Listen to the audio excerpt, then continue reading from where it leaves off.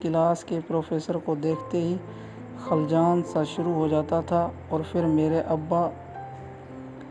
پر ہی کیا منحصر ہے۔ اس کالونی میں ہم سبھی نوجوان کے والدین اپنی اولاد سے اپنی ہی کسی حسرت ناتمام کی تکمیل چاہتے تھے۔ بالے کے ابا کسی سرکاری ورکشاپ میں میکینک تھے، اور ان کی خواہش تھی کہ وہ بالا اسی ورکشاپ میں ہیڈ مسٹری لگ جائے۔ راجا کے ابا کلارک تھے، اور وہ دن رات اسی فکر میں دبلے ہوئے جاتے تھے کہ جانے کب ان کا بیٹا BA کرنے کے بعد انہی کے محکمے میں کم از کم سب سپرنٹینڈنٹ بھرتی ہوگا۔ جہانگیر عرف موشی اور جاوید عرف مٹھو کے ابا محلِ صحت میں ڈسپنسر تھے، اور دونوں ہی سارا سال اسی بات پر رٹتے تھے کہ پہلے کس کا سپوت اسپتال میں انچارج ڈسپنسری کی کرسی سنبھالے گا۔ جانے یہ والدین اپنی زندگیوں کے تمام ناکامیوں کا داغ اپنے بچوں کی خواہشات کے خون سے ہی کیوں دھونا چاہتے ہیں؟ حالانکہ ہم کے والدین کی خواہشات معصوم اور ہمارے دسترس سے زیادہ اور بھی نہ تھیں، لیکن ہماری بد نصیبی یہ تھی کہ ہمارا خمیر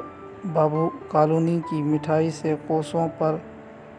کوندھا گیا تھا۔ اگر کوئی قصوروار تھا تو وہ ہمارا نصیب تھا، اگر کچھ قابل تعزیر تھی وہ قسمت تھی،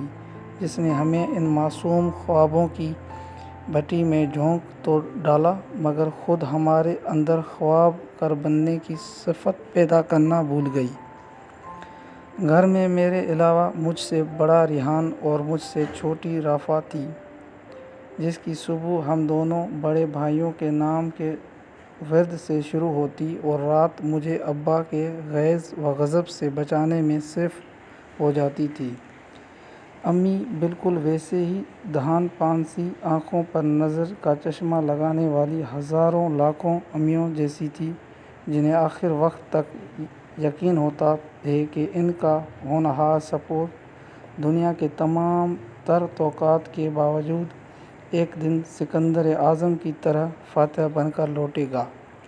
ویسے اس معاملے میں ریحانہ کافی ہوشیار واقع ہوا تھا،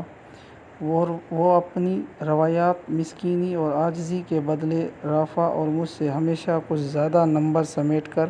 امی کا لاڈلا بنا رہتا تھا۔ اب بھی ریحانہ سے ہی اپنی ہر آس جوڑے بیٹھے تھے، کیونکہ اس نے اچھے خاصے نمبروں کے ساتھ MA پاس کر لیا تھا۔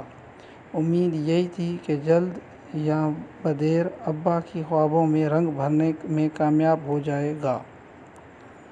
باقی رہا میں تو میری زندگی تو کٹ ہی رہی تھی، BA کے پرچے ختم ہونے کو تھے، اور سب اصحاب معمولی کیفے فراق میں اپنی مخصوص میز کے گرد سر و شام سے ہی سر جوڑ